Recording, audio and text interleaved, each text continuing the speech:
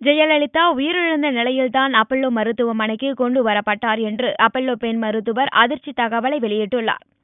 Chennai R. K. நகரில் தீபா பேரவையின் ஒருங்கிணைப்பாளர் கூட்டத்தில் அப்பல்லோ மருத்துவமனையின் முன்னாள் பெண் மருத்துவர் ராமசீதா கலந்து கொண்டு பேசினார். அப்போது ஜெயலலிதா சிகிச்சைக்காக அப்பல்லோ மருத்துவமனைக்கு கொண்டு வரும்போதே அவருக்கு நாடி துடிப்பு இல்லாமல் இறந்த நிலையில் காணப்பட்டார் என்றும், மருத்துவமனையில் சேர்த்து 20 நாட்களிலேயே மெரினாவில் எம்ஜிஆர் சமாதி பின்புறம் இடத்தை ஆய்வு செய்யும் பணிகள் தொடங்கப்பட்டதாகவும் கூறினார். மேலும் இதனால் தான் அப்பல்லோவில் இருந்து ராஜினாமா செய்ததாக கூறிய அவர், இந்த உண்மைகளை விசாரணை கமிஷனிலும் கூற தயாராக இருப்பதாக தெரிவித்தார்.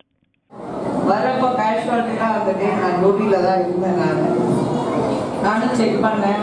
அவங்க வரப்பவே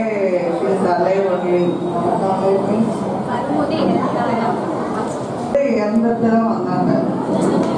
அவங்க உடம்புல உயிர் இல்லாமல் தான் வந்தது. அவங்க வச்சுட்டு அவங்க மேல செகண்ட் ஃப்ளோர் மாதிரி ரொம்ப ரெஸ்ட்ரிக்ட் பண்ணிட்டாங்க.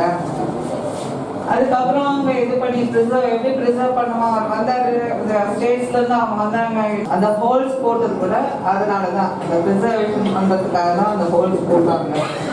பாடியில இருக்க ஃப்ளூயிட், ஐ மீன் பிளட் ஃபுல்லா சக் பண்ணி எடுத்துட்டு நம்ம திருப்பி எடுத்து நம்ம பண்ணணும்னு சொல்றோம் நம்ம. ஆனா பண்ணா எந்த ரிசல்ட்டுமே கிடைக்காது. அது அவங்க இறந்தப்போ அதுக்கு பிஃபோர் 20 days பிஃபோரே எம்ஜிஆர் சமாதிக்கு பின்னால எல்லா வேலையும் நடக்கும். இப்ப நான் அங்க வேலை பண்ணல நான் இப்போ.